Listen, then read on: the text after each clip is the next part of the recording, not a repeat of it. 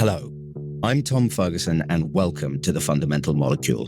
This show explores the intersection of water, technology, and entrepreneurship. Each week, I interview innovators, experts, entrepreneurs, and investors in the world of water, helping us understand where this trillion-dollar industry is headed. These are the stories of the people building the future of the world's most valuable and fundamental resource. Disclaimer. Tom Ferguson is the managing partner of Virgin Island Ventures. All opinions expressed by Tom and podcast guests are solely their own opinions and do not reflect the opinions of Virgin Island Ventures. This podcast is for informational purposes only and should not be viewed as investment advice or relied upon as a basis for investment decisions. Sometimes things just strike you as dumb, and then one day you understand why. The current model of desalination is a great example. It's something that everyone thinks that we at BIV should be invested in up to the eyeballs, and of course we support technologies that are pertinent to desal. But the legacy model is just a tough nut to crack. Ever more scaled plants to minimize the per gallon cost of purified water is the name of the game. So when I met Alex Fugelsang and the Flocean team, it was like a light bulb going off. Legacy desal was dumb. For the simple reason you were pumping up onto land a whole load of water, putting all of it through a giant factory, having designed it for all of that water, then throwing at least 40% of it back into the ocean. So what if you could desalinate under the surface of the sea and get rid of all that excess capacity? You don't run into paradigm shifts all the time, but we think that Flocean is one of them. Alex is a superb guy with a fascinating skill set, having spent most of his life operating machinery at inhospitable depths. And he's on a remarkable mission to put a huge dent in global water insecurity. Please enjoy my conversation with Alex Fugelsang. Alex, it's always so excellent to see you. I hope everything is going well. Welcome to The Fundamental Molecule. Thanks a lot. A pleasure and honor to be here. Everything's fine here. We're going to start kind of in the belly of the beast, more literally in your case than it usually is. Can you just give us an idea of what it's like to operate anything at the bottom of the North Sea? Sure, I can try. I love the fact that you're asking the question. I guess not least as my entry into water came through the ocean or came through seawater. So I'm quite passionate about what's going on at the bottom of the ocean, scuba diving, etc. But let's start with the obvious part. I mean, the deep ocean, it's really remote. And when you combine that with high pressure, it makes a really kind of unforgiving environment.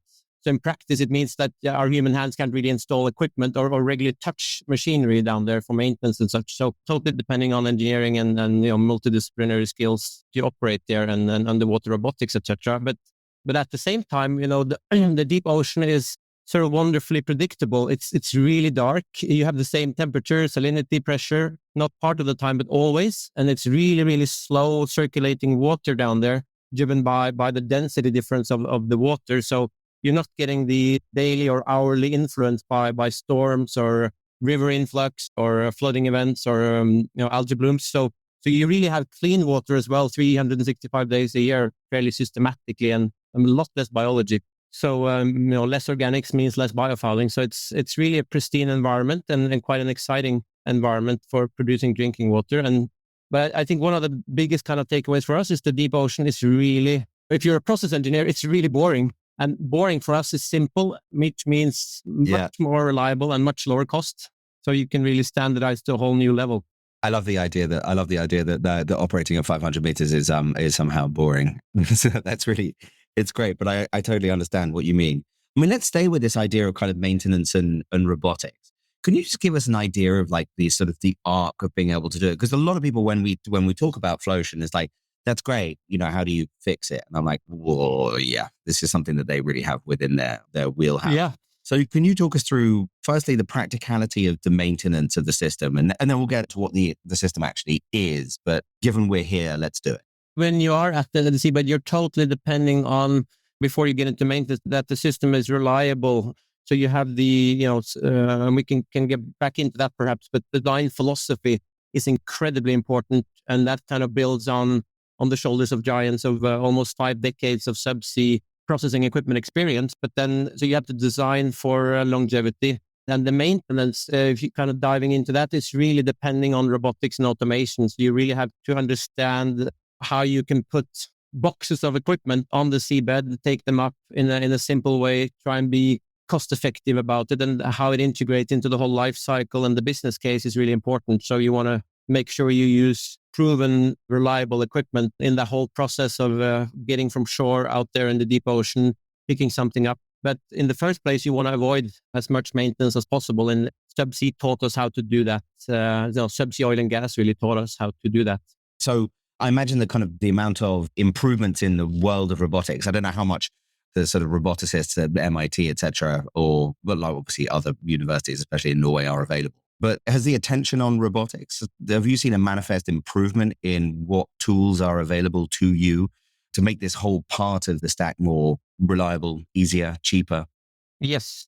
I mean, robotics entered the piece for us in the kind of early stages of a project. We would go in with using fully autonomous or semi-autonomous subsea survey equipment, so AUVs, to kind of scout for the right placement and the right corridor between the shore and the seabed location, and collect data, even the physical sampling, collect video footage. All that kind of stuff used to be 10 to 20 times more expensive only 10, 15 years ago than what they are today. So, but throughout the project, we really need robotics for the operation and the maintenance cycle as well. So it's been a game changer for us to ride the cost curve down to where we need to be.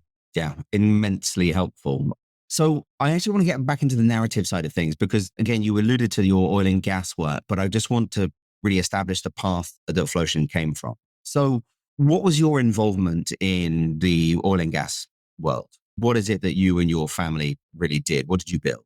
Basically, we've been involved with sort of, I think the DNA of our family business has been really the complicated pumping systems for anything. We were helping the Norwegian submarines with some advanced pumping systems in the 80s. We had a business dealing with highly specialized pumping systems for some of the nuclear reactors we have in Norway. They're being decommissioned now, but areas where you need extremely high reliability combined with it has to meet the cost and the time to delivery element as well. So some really smart people doing work there. That took us into oil and gas, subsea, and subsea pump systems has been used for 30 years as part of advanced subsea processing. So it's really the most effective toolbox in the world to increase recovery from an offshore well, whether it's kind of boosting oil and gas streams directly from a well, or it's really to kind of inject water, to treat water and inject water into a well to increase recovery indirectly.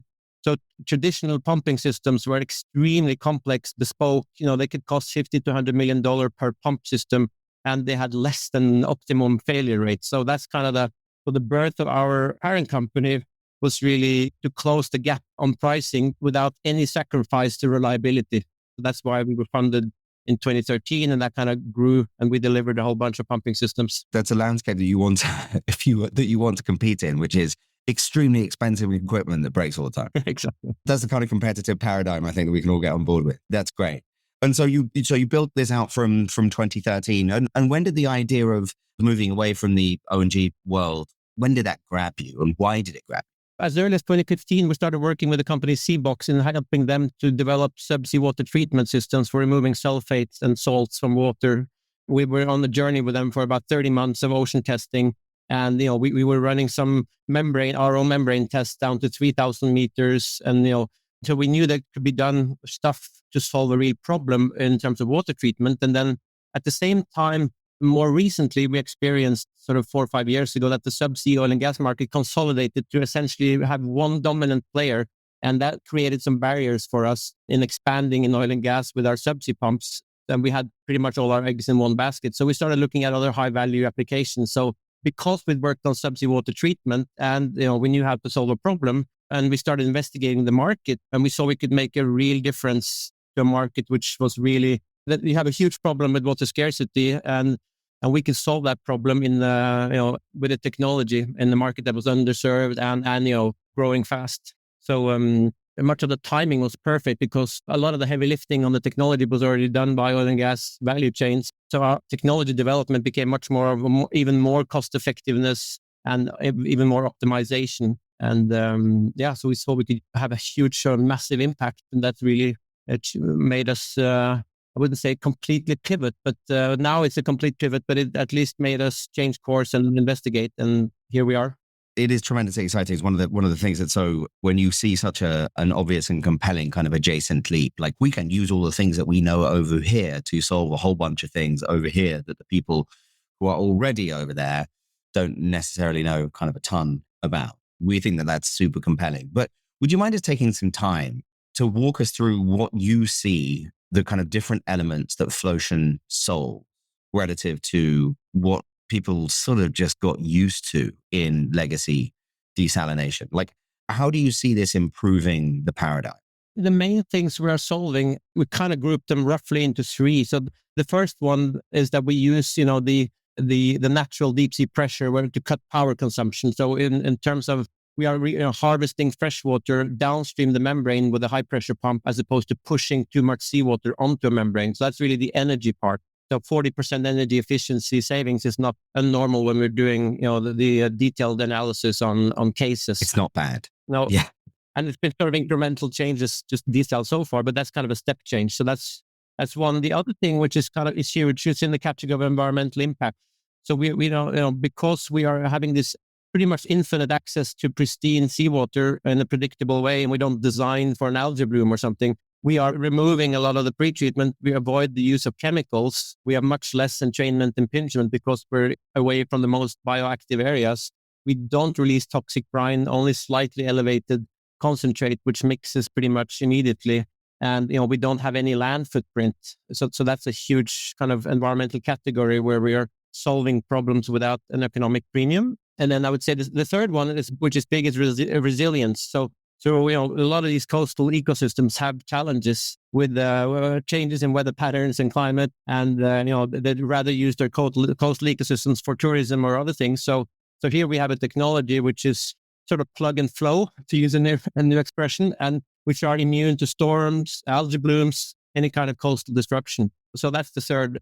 So I would say coastal, traditional desal is complex, expensive, sometimes constrained by geography. But we make sort of mid-level volume plants more cost-effective. And a lot of the green tech and climate tech we can see is facing this battle between biodiversity and emissions. So if you were building out huge solar plants, you sometimes have to look at the biodiversity impact. But in our case, we're both reducing emissions and helping to restore biodiversity. So we feel it helps the acceptance and the project structuring and permitting, makes it easier.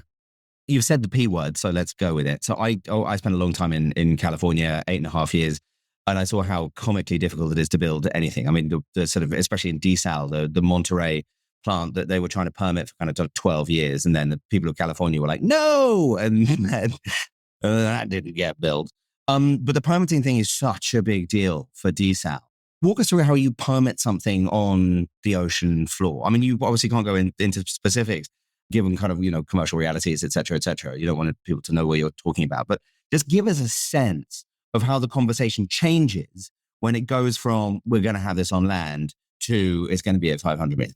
I think it happens at multiple levels at the same time. But I think so the first thing for us in permitting is that you need to be connected fairly high up in the system, because we are going to cross different departments and ministries and so on. So that's kind of one of the entry points, and have a framework, which is kind of that we are not necessarily a complex floating object. There are a lot of energy technology. So we're kind of more on the intake desal side, which is kind of a starting point. But then it's really one of the most powerful things we have is sort of governance notes and documents that help us to really lay out how we are beneficial as opposed to having a serious impact. Anything has an impact. So we have to be honest and real about our impact.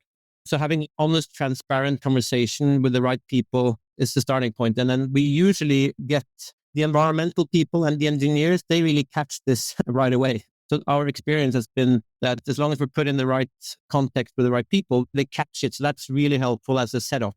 And then it kind of depends on where you are and what the case is, where you go from there. But it's really been amazing to see how we are received at the environmental and permitting stakeholders. So the political scene really it is very different from country to country, whether you are middle income or OECD country, and there's lots of different things that play when you're critical infrastructure. So that takes more than a podcast to explain, I think. Yeah, sure. Yeah, exactly. We'll do part 2 where we go deep dive. I'd love to. Literally, I guess. One of the things that's been really striking is seeing you operate is the influence of paint. the conversations that you are initiating are with people who are getting to a stage of almost kind of existential need that perhaps hasn't been there before. Can you just give us an idea? Again, you probably can't go into individual specifics, but maybe you can have kind of like categories of customers where people are kind of looking at their sort of access to water portfolio and, let's just say, are scratching their head. I think where it's most apparent is some of these island nations that we are visiting, where they have no land area available for expansion, and they have a less than 24-hour of storage capacity for a fairly large nation of several thousand inhabitants. And in one case, we saw the higher ups, the ministers, even at the plant, kind of rolling up their sleeves and trying to help. This was an event with flooding in some of the wells that clogged the intake wells. So you really see the real pain points and how they have to, with limited budgets, they have to kind of just put some plaster on their existing systems and go about their day. And in reality, which doesn't really reflect in their economics directly, but in reality, they end up having weeks of downtime and extremely expensive maintenance. So that really, and it's really frustrating for people. So you can see the effects being really serious. I meant to ask this earlier, and I want to go back. Can you just quickly give us an idea of the size of what you're talking about, both capacity of water delivery, but also like physically, what are you putting onto the ocean floor? Because I think it's really helpful to have people to have this kind of like the idea of the scale. We design our systems around standardized pods. Each pod is about 5,000 cubic meter per day. We can scale that up into families so that we get 50,000 cubic per day. Really, we can, theoretically, we can scale them infinitely, but we're trying to use some off-the-shelf technologies for the power distribution and the automation aspect. So, but anything from 50,000 cubic is a plant installation. To give people an idea of scale that don't know this, that would support a population of what? Generally, would support a population, if it's sort of the average water consumption, anything from 20,000 people up to about 350 to 400,000 people, from the smallest to the largest plant. And a typical industrial client, if there's an industrial case, a lot of them are in the kind of the 5,000 cubic range, and onshore aquaculture or other applications like that, which are also clients. The industrial use case is one I think that people overlook. Whenever they hear desal, they always just think, yay, like people in towns or cities or like whatever it is. Can you give us just a bit of an idea of how you've seen the progression of the industrial need over time and the proclivity of industrial people to consider desal? I remember being a consultant in kind of like 2010, 2011, and one of the mining majors, they sort of presented us with this sort of potential plan of building a desal plant and then piping the water over the Andes into a copper mine. And I realized that I was sort of operating with a very, very different sense of scale, but also like budgetary capacity, given that water is the limiting factor for, in this case, kind of that mine. So how have you seen the evolution in the industrial side of the market? With the humility that we're kind of still early in the process, so far we've seen a strong interest from industrials that are in some of the kind of the basic mineral processing area, like you in the west coast of South America. There's quite a lot of cases where there's water scarcity and a real need. And I think the industrials have more and more seeing, in addition to kind of the water positive sort of thing, that the industries are increasingly seeing that they need to contribute with water as opposed to being just a consumer of water to their societies. I think they want to be more active in the water management in terms of the whole community of stakeholders. So that's one development. But I think there's also a need for them they see increasingly that they have to pay real tariffs for water. So they have to price in water more and more into their program. So they're looking at how they can become independent of their regular municipal water supply and have their own water purchase agreements if they're of a certain size. So I think and doing sort of their version of the public-private deal is becoming more interesting for them. So I think we can offer them a solution where we'd like to really engage, because they are more nimble and more flexible. Sometimes they are faster to execute than a municipal player or a governmental player. But at the same time, they are, and we're giving them predictable long-term water purchase agreements where they know what they're going to be charged, and it's going to be predictable for their business case. So I think there's an interest in working with us, but they're pretty stingy on pricing. So we need to get the costs right to engage. I think they're pretty cost conscious, which makes sense. Yeah, exactly. They're building out the business case for it because people are so used to, wait, what do you mean that this water that I need for my business to exist is going to cost more? It's like, well, yes, it's going to cost more. The irony of Elon Musk suddenly having to kind of like scratch his head about the access to water for his gigafactory in Texas was not lost on, well, me anyway. But yeah, the structuring of it is obviously super important. So describe to us kind of the entity that will be kind of built at the end. So you mentioned the water purchase agreement. How do the cash flows work around this? So just describe the structure of kind of whether you call it an individual entity or whatever it would be. Just describe that structure, because I think it's helpful to kind of unlock exactly what the economic case or what people are you are going to get used to on the economic side. And as a result, what's going to be built and then what is going to be able to create value for the company. So for us, finance, structuring, and business model really ties together. So just to kind of start with the business model, building any desal plant, including the deep sea ones, is very capital intensive, and our clients are typically risk averse. And adding to that, clients quickly realize they don't have the subsea domain experience to engineer, install, operate these plants. So we very quickly move into sort of a water as a service business model. And that kind of leads us to structure much like a solar utility. So we have a topco, Flocean, that owns the IP and develops projects. And each plant is set up as its own legal entity, a single purpose company or SPV. And that entity has a 15 to 25 year, typically water offtake contract with the end user. And the end user could on-sale the water to other end users, or they could be the single user of the water. And, typically this would be a municipal company or a desal plant operator or some industrial company. And in the topco, we would typically have right now we have a mixture of smart family office, smart VC money, including yourselves, Yeah, I was going to say, I'll say. Yeah. Sure. And, playing the long game, but then we're kind of structuring the projects with sort of more typical project finance. So we will have different streams of money up to the topco, but we need to make sure the project company is really working with the local community where it is in a collaborative way and in a way that makes sense for everyone. Yeah, absolutely. So how do you think that this would interact? I mean, obviously you've alluded there to the solar business model. So what's helpful about this is that everybody sort of knows how it works. You've just got a water molecule instead of an electron.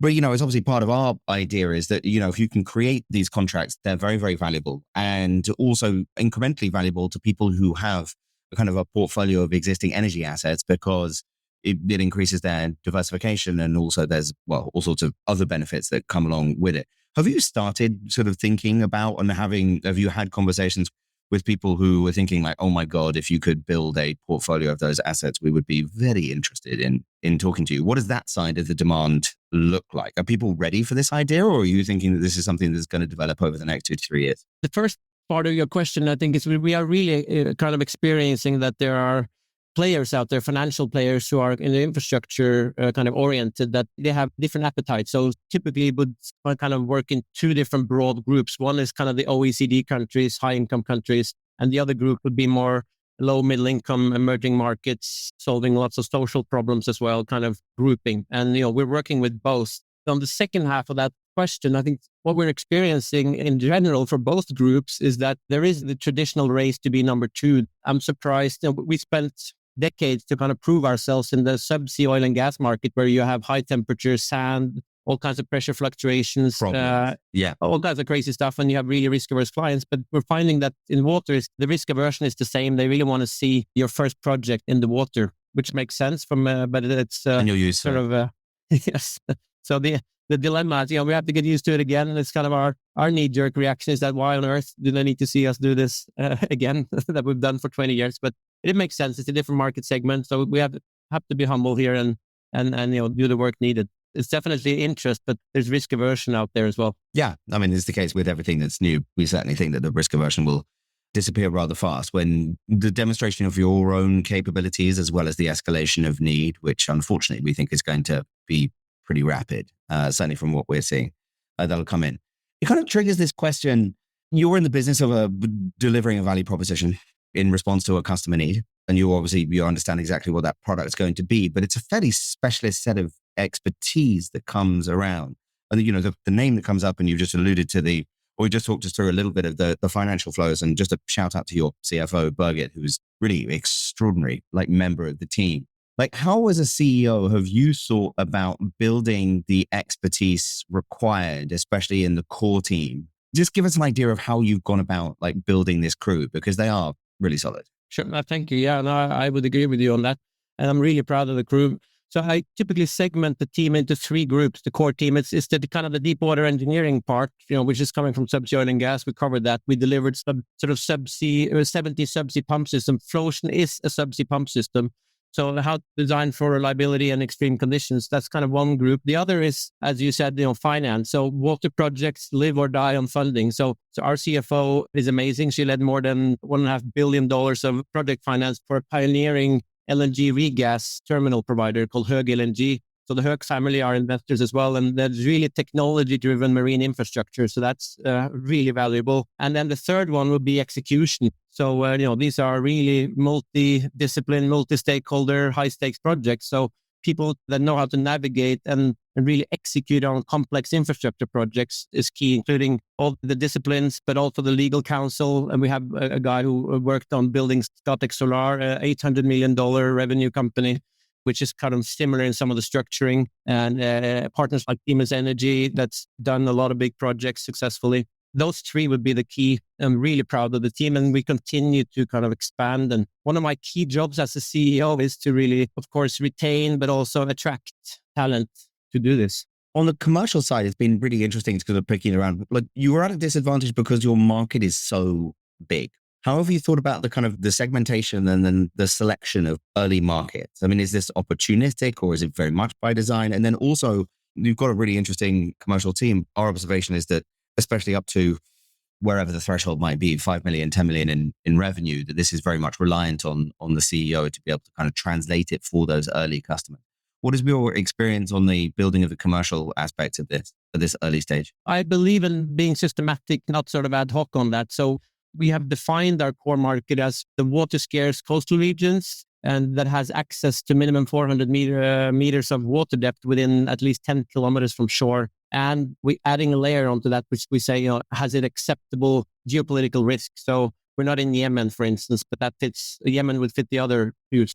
So then we've done a detailed bottom-up analysis and found about 91 states that have these criteria. And, then we go in and look at how we can connect. Most of these areas, you have water demand, which is growing exponentially. So then we kind of look at the pain points and in that sort of market to drill into the minimum viable market, and what's the cost of power, what about their ecosystem, what's their downtime on current desal systems, etc. We've been pretty much blown away by the demand that's incoming as well. Of course, there's some noise to the signal, but there is a huge amount of inbound interest from all the big open oceans, as well as some of the more closed oceans like Mediterranean and the Red Sea. So drilling through the noise and really trying to be helpful is a challenge, but it's an exciting one. So in the context of that, I was going to ask about the marketing side of things, how this works, because, it doesn't really help if you're going to put like ads on the side of buses or whatever, right? Like, the sort of basic, like, we'll advertise on podcasts or, doing digital stuff on, it doesn't really kind of work because you've got such a sophisticated idea of who it is that you're kind of trying to target. What can you tell us about the way in which you've thought about like sensibly marketing this at the early stages? Caveated with, obviously you have a huge amount of inbound that you need to sell through, which may be a result of exceptionally good marketing.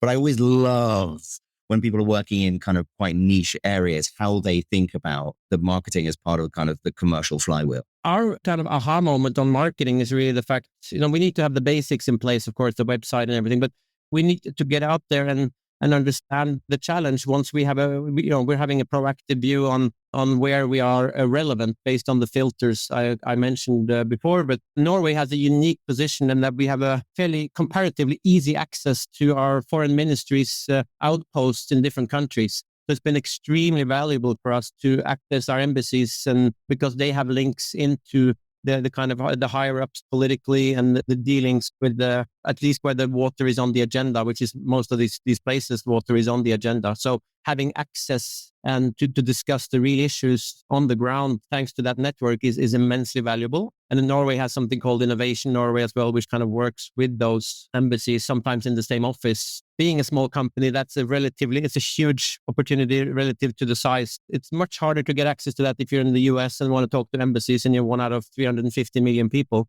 that's powerful. But I think being at the relevant conferences, I think is very important. You can walk from conference to conference, as you pretty much know, I guess. Yeah, exactly. Without touching the ground. Yeah. It's a combination of many things. And of course, we're still learning, but I would say that's some of the important ones. So bring it back to you as a company leader. One of the things that sort of unites most, if not, all people within Norway is this idea of kind of military experience. And you've obviously got more than most. As you reflect on your abilities as a leader and what is kind of required of you, how should we understand the role of that military experience? What did it teach you and what do you still draw upon? I was not in for a huge time, but I took a sort of a leadership track and I was pushed to the limit on a few occasions, I guess, in the formative years. So to highlight a couple of things, I think one is that you can truly do much more than you think you can do. That's what it's a cliche, but who cares? It's profoundly true. And the second thing, which is a big takeaway, is that you learn about resilience and grit. You're going to be hit in the face so many times and you just keep moving forward and just adapt when things get tough. Another cliche, the plans don't survive the first impact, which is true. So you just need to keep moving forward. Fundraising takes twice as long as you planned, etc., etc. And I think another one is that a huge misconception about military leadership, at least my experience in Norway, it's not that it's authoritarian leadership. Most people think it's all about this kind of you go there, top-down leadership.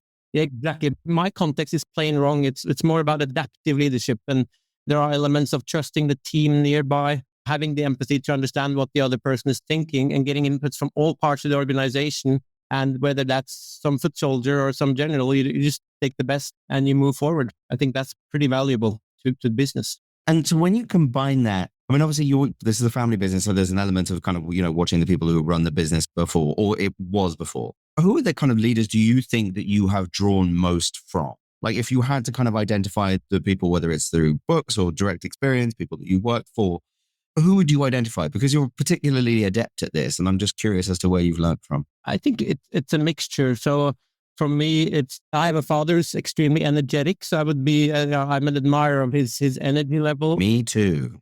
Yeah.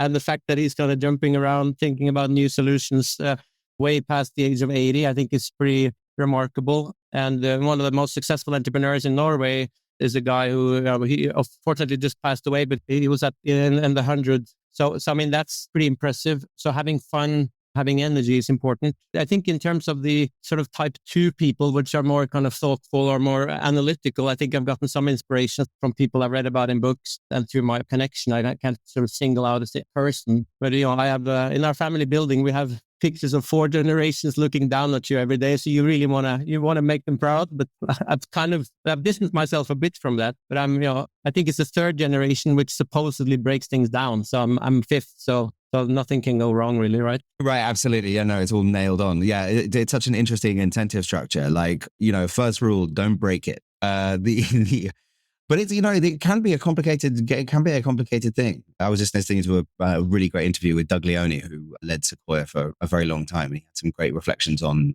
family. It can be incredibly powerful, certainly in terms of incentive structures and learning. But, there's also definitely kind of complications there, which I'm not going to ask you to expound on.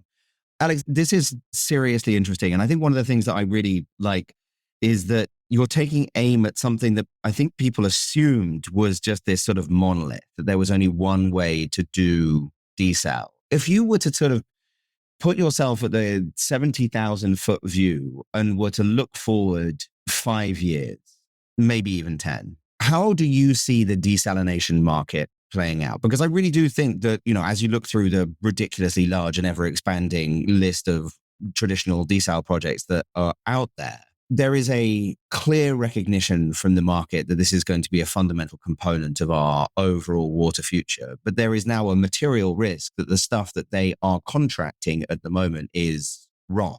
Like, how do you see this playing out across the larger desal market? How would you encourage people to think about this and maybe take the viewpoint of somebody who is putting capital at work? I think in the way we look at it, and we will do our best to sort of influence the world, but we recognize we're not the largest company. But the way I see it is that I think the world's going to need, within the desal space, and I agree with you, desal is going to be an important part of the solution, not the entire solution, but within the desal space, I think there's going to be room for multiple technologies and opportunities, we need to think collectively at solutions which are not necessarily the giga plants, which has been kind of a trend for a few years, particularly in the Middle East, to just go bigger, bigger, bigger to get the economics. And then you can publish a press release about how great your economics are. Yes. I think the externalities of some of these projects are huge, and some of the direct cost as well. And if you take in the intake and the brine management and all the stuff around them, and the cost of distribution of these water from the giga plants to all the the last mile, which becomes the last 20 miles, not the last mile. Yes, I think they're absolutely massive. Yes, so I think that we're starting to see a trend away from those, and at least in many regions, back towards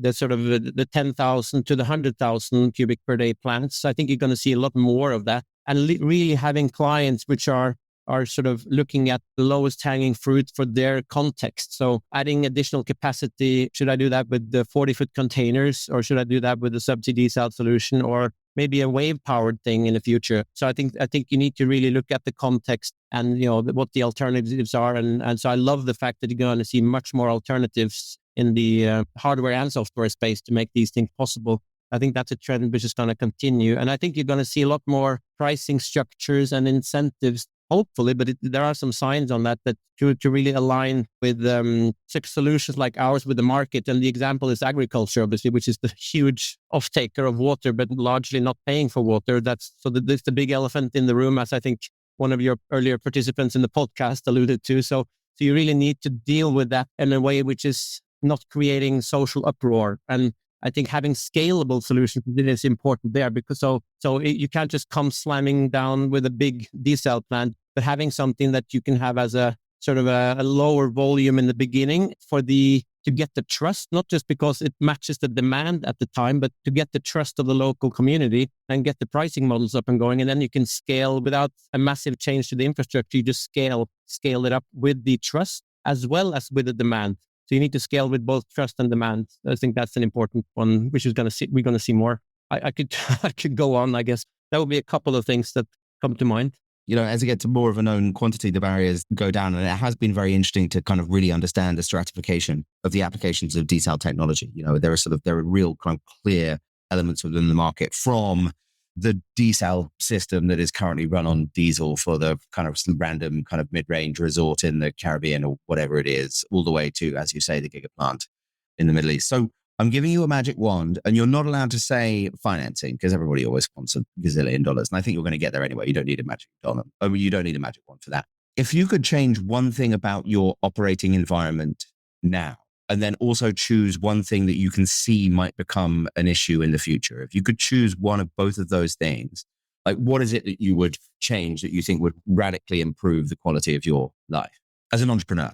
I think the first thing that comes to mind is the in the operating environment is really to make sure that the tendering process for desal plants, which is still kind of this big important pile of documents which traditional desal plants has to go through, that you can somehow streamline and optimize and be flexible, provided everyone agrees and whatever process is, but to really get rid of some of the bureaucracy stopping this technology. I fully respect the permitting and the environmental impact assessments and all that, so that's natural. But there's a huge room for stakeholder alignment and cutting bureaucracy, and it's really a challenge, particularly as we are planning to operate in different permitting domains. If we were all doing only one country, it'd be fine. But we are definitely, we're motivated to do a lot in a couple of countries at the moment. But obviously the market is larger, and we want to have a bigger impact. That's one, maybe answering kind of both of those parts. I don't know. It's going to take some time to burn down. We do see some initial encouraging signs, but there's still just such a long way to go. This is a lot of layer activity. Yeah, definitely. And so we are getting there, but I think that's some of the countries still, they are blaming this and how foreign companies can do business and so on. But that would be amazing to get that more streamlined. I know, understood. Fantastic. Alex, this is predictably was an enormous pleasure. Thank you so much for being here. We have our last question that we ask all of our guests. If you had to choose one piece of advice for current and future water entrepreneurs, what would it be? My context to that one, I guess, would be climate hardware or water infrastructure. And my advice would be think slow, act fast. I got that from a book, so I didn't invent it myself. But water infrastructure isn't software, so you can't really afford to fail fast and pivot and all these fancy words. So really plan obsessively, real life test as much as you can incrementally and rigorously, and then go for it. Execute at speed. I think that's the best, both de-risk and also scale these kind of game-changing solutions. Absolutely fantastic. I love that, especially as it takes us back up to the top. It's an excellent callback. Well done. Which is, I was really struck, we're asking about maintenance, operations and maintenance of the system. Well, step one is to make sure the system is reliable, so you don't have to do very much of either. Yeah. That's great. And you really are emblematic of thinking slow and acting fast. It's been a real pleasure to watch you and the team operate, and I am inordinately excited to see what the next years are going to come. We've seen teams operate at a very high level, but you are up there with the best of them. Alex, thank you so much for coming on The Fundamental Molecule, and we'll see you soon. Thanks a lot. A great pleasure. Cheers.